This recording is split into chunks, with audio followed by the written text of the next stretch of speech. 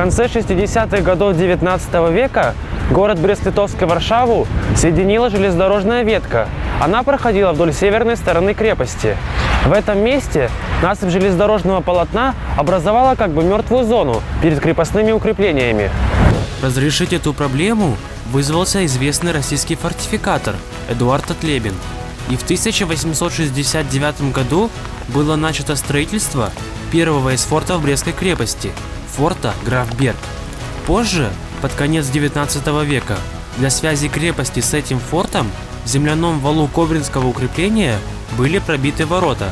Они получили официальное название – Константиновские, в честь одного из сыновей Николая I. В просторечии – Графский проезд. Сейчас это северо-западные ворота, а в период межвоенной Польши их называли Бельскими. Ворота кирпичные. При них имеется каземат с печным отоплением на 5 человек. Он использовался в качестве караульного помещения. В 30-е годы 20 века недалеко от ворот были возведены казармы для размещения частей 30-го полка легкой артиллерии войска польского. В сентябре 1939 года с целью задержать наступление немецких войск проезд в крепость, как и в северных воротах, перегородили танками ФТ-17. 22 июня 1941 года солдаты 131-го артиллерийского полка, проявив мужество и героизм, обеспечили выход основной части подразделений 125-го стрелкового полка через северо-западные ворота. Известны еще 2 такие попытки, однако они оказались неудачными. Пешеходный мост через Муховец от Холмских ворот ведет на Волынское укрепление Брестской крепости. Чаще его называют Госпитальным островом. Здесь в довоенное время находился военный госпиталь. Это юго-восточная, самая маленькая из предместных укреплений крепости. Главный въезд в крепость проходил через Николаевский проезд, названный в честь сына императора Николая I. Сегодня это сооружение называют Южными воротами. Их возвели в оборонительном валу Волынского укрепления на начальном этапе строительства Брест-Литовской крепости. Сооружение выполнено из кирпича и украшено элементами псевдоготического стиля. Ворота представляли собой небольшой тоннель, по обе стороны которого располагались помещения для караула, кардигардии. Их отопление обеспечивалось круглыми печами в железных футлярах. В каждой кардигардии было по 9 бойниц, направленных внутрь проезда. Для усиления обороны въезд снабжался воротами с обеих сторон и дополнительными переборками. В середине 19 века с обеих сторон к воротам пристроена казематированная казарма на 230 бойцов. В ней размещался караул и Николаевская гауптвахта. Жилые казематы были заняты артиллерийскими мастерскими и лабораторией. Рядом с южными воротами находилось и русское кладбище, которое периодически подтапливалось во время паводка.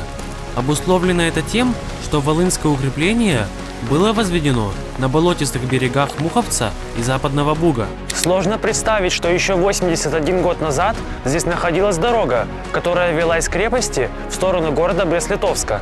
А на месте этого небольшого озера находились основные въездные ворота, одно из первых кирпичных сооружений твердыни над Бугом.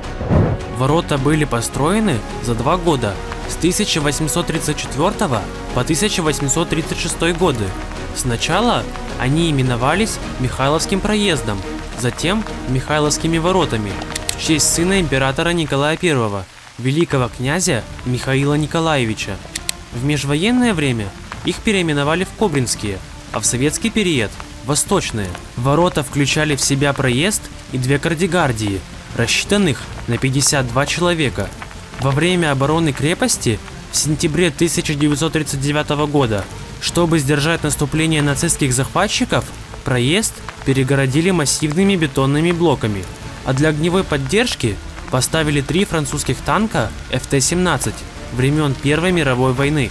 Уже после того, как был освобожден Брест, въезд со стороны крепости заложили кирпичом. В нем и в караульных помещениях разместили временный склад для хранения трофейных боеприпасов. 12 октября 1944 года во время осмотра немецких боеприпасов группой по обезвреживанию во главе с лейтенантом Жвавовым была допущена фатальная ошибка. из-за которой сначала произошел небольшой, а затем мощный взрыв. Он был настолько сильным, что в городе взрывной волной выбило оконные стекла. Взрыв унес жизни 12 военнослужащих, 17 получили тяжелые ранения, а 40 были легко ранены. На месте восточных ворот образовалась большая воронка, которую в народе прозвали «бомбочкой».